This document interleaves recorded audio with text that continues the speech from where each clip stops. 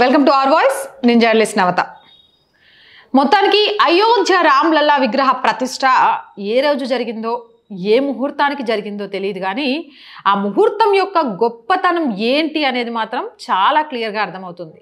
అసలు UAE, Arab country లాంటి వాటి చోట మన దేవుళ్లకు సంబంధించి దండం పెట్టుకోగలుగుతామా అనుకునే స్థాయి నుంచి వరుసగా ఈ యుఏఈ కంట్రీలకు సంబంధించి హిందూ దేవాలయాల నిర్మాణం జరుగుతోంది. ఇది చాలా మంది కూడా హర్షిస్తున్నారు. మొన్ననే చూసాం మనం, ఫిబ్రవరి 14న అబుదాబిలో అక్షర పురుషోత్తమ స్వామినారాయణ ఆలయం అంగరంగ వైభవంగా 700 కోట్లతో నిర్మితమవుతే అక్కడున్న ప్రిన్సులు, షేక్లు అందరూ కూడా ఆలయానికి రావడం, అంతా కూడా ఒకటే అనే భావజాలంతో ఆలయంలో పూజా కార్యక్రమాలు నిర్వహించుకోవడానికి, భక్తులు రావడానికి పర్మిషన్ ఇవ్వడం ఒక పెద్ద ఆశ్చర్యాన్ని కలిగించింది. మోదీకి మాత్రమే ఇది సాధ్యమవుతుంది అనే విషయాన్ని కూడా చాలా మంది చెప్పారు. ఇప్పుడు మళ్ళీ అక్కడే, అంటే అదే అరబ్ కంట్రీకి సంబంధించి బహ్రెయిన్లో కూడా మరో ఆలయాన్ని నిర్మించనున్నట్టు BAPS సంస్థ చెప్పింది.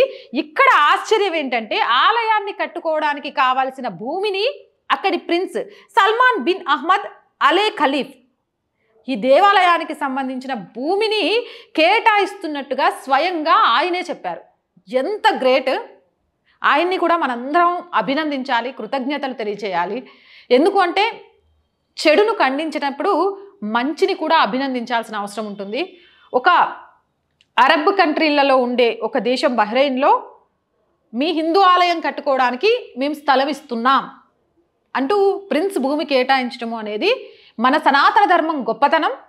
అలాగే మన ఆలయాలు ఏవైతే ఉంటాయో అవి ఆధారాలుగా, సంస్కృతికి ఆధారాలుగా ఎలా మిగులుతాయి అనేది మోదీ ప్రధానిగా వచ్చిన తర్వాత వెలికి తీస్తూ, మన చరిత్రను గుర్తు చేసుకోవాలి అంటే ఆలయం కంపల్సరీ ఉండాలి అనే విషయాన్ని మోదీ గవర్నమెంట్ వచ్చిన తర్వాత ప్రూవ్ చేస్తూ రావడం, దాన్ని గౌరవిస్తూ, నిజమే రేపటి మా బహ్రెయిన్ చరిత్ర ఏంటి అనేది తెలుసుకోవాలంటే పలానా ప్రిన్స్ ఈ భూమిని ఇచ్చారు అనే విషయం చెప్పుకుంటే చరిత్రలో మనం కూడా నిలిచిపోతాం అనే విధంగా ఆయన ఆలోచించడం చాలా చాలా చాలా గొప్ప విషయం.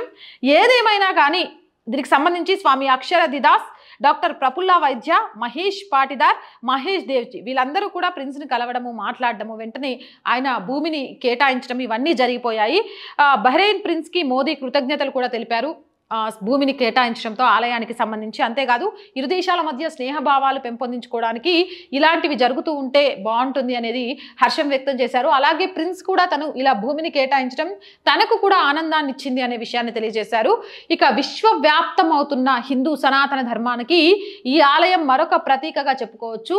ముస్లిం దేశాలలో ఒకప్పుడు ఊచకోతకు గురి అయిన ఆలయాలు కానివ్వండి, ఊచకోతలకు గురి అయిన హిందూ ధర్మం కానీ ఈరోజు పునర్వైభవం, పునర్జీవం తెచ్చుకుంటుంది అని చెప్పొచ్చు.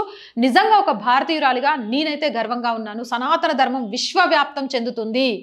ఎవరైతే మాది తప్ప మిగిలిన ఎవరైనా కూడా కాపిర్లా అని చెప్తూ ఉంటారు. అలాంటి దేశాలలో కూడా ఈరోజు ఈ ధర్మానికి కూడా ఆనవాళ్ళు, ఈ ధర్మానికి కూడా సపోర్ట్ చేయాలి, ఈ ధర్మానికి కూడా ఇక్కడ ఆలయాలు నిర్మించుకోవచ్చు, ఈ ధర్మాన్ని నమ్మిన వాళ్ళు పూజలు చేసుకోవచ్చు అనే విధంగా విశ్వవ్యాప్తి చెందడానికి ప్రధాని నరేంద్ర మోదీ కారణం అని చెప్పడంలో ఎలాంటి సంకోచించాల్సిన అవసరం లేదు అంటూ కూడా చాలా మంది సోషల్ మీడియా వేదికగా మోదీని, అలాగే బహ్రెయిన్ ప్రిన్స్ని కూడా కొనియాడుతున్నారు.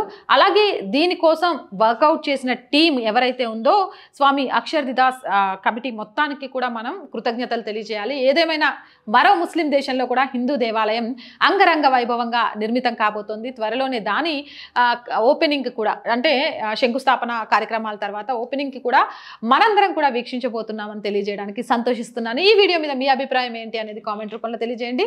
ఇలాంటి మరిన్ని వీడియోస్ కోసం మన ఛానల్ని సబ్స్క్రైబ్ చేసుకోండి. వీడియో నచ్చినట్లయితే లైక్ చేయండి, షేర్ చేయండి.